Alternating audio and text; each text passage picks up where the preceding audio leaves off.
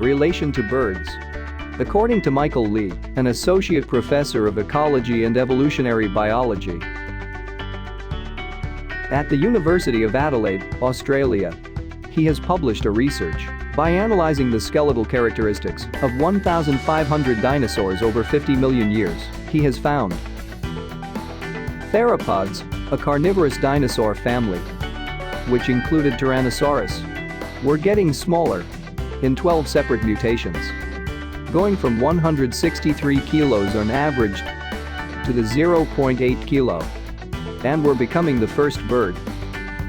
Shrinking in size is a key for ancestors of birds like dinosaurs survive until now.